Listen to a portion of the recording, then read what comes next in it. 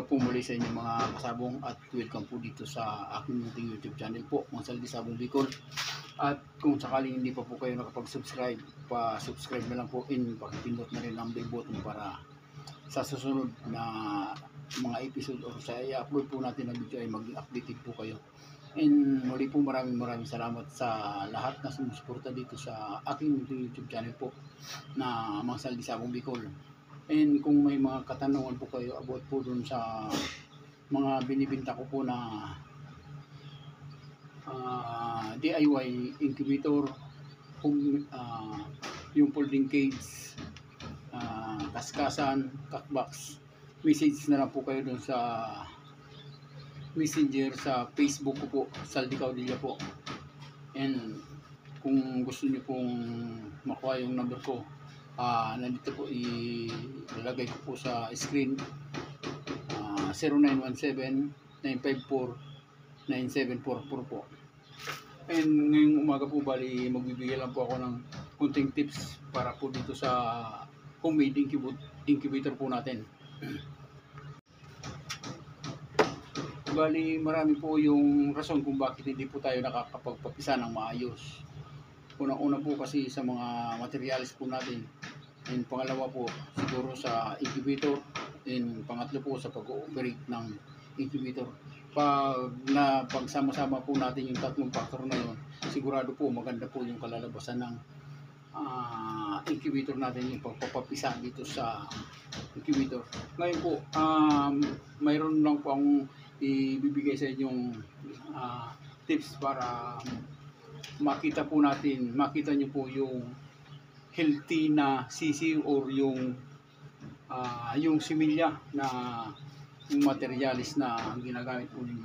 Bali, isa po ito sa rason kung bakit yung shell na kinapisaan ng ng itlog, ganito po ay yung itsura niya. Ayan po, halos hindi po basag yung shell. Ayan po, tanggalan mo. Ganyan lang po yung tawag dito, nabasag na. Kuha pa tayo ng isa. Halos magkakaparehas po yung biak, yung pakabasag ng shell niya. Ganyan po. Isa po ito sa rason na napaka-healthy po yung sisiw na lumabas sa kanya. Hindi po nahirapan lumabas sa kanyang shell yung sisiw. Ayan po, makikita nyo po, hindi po yan durog. Isinalang ko po ito noong December 29. Bali 6 na piraso po ito. Yung napisaan niya po ay 5 piraso. Pero napakaganda na po yun kasi isa lang po yung hindi napisa. Hindi, bali 6 na piraso po yung nilagay kong inilagay kong itlog, isa lang yung walang similya, bali yung 5 po na pisa lahat. Mapapansin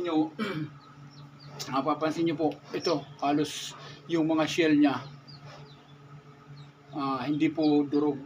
Kung babasihan nyo po dun sa mga incubator, disclaimer na lang po sa mga may incubator dyan na yung shell na kinalalabasan na pagpapapisa ay durog-durog, ibig lang po sabihin nun nahihirapan po yung sisiw na lumabas sa kanilang shell. Kaya ayan po ay isa po sa mga rason kung bakit nagiging maganda po yung paglabas ng sisiw sa kanilang shell. Unang-una po sa pag-ooperate, kailangan ma-on hands po tayo.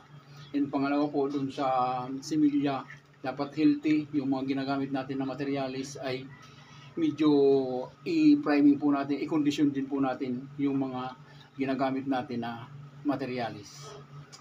Yun lang po. Bali maraming salamat po dun sa lahat na sumusuporta po dito sa YouTube channel po, Mang Saldi Sabong Bicol. And marami pa po tayong mga nai-upload kung paano po mag-operate ng ganitong sitwasyon na incubator.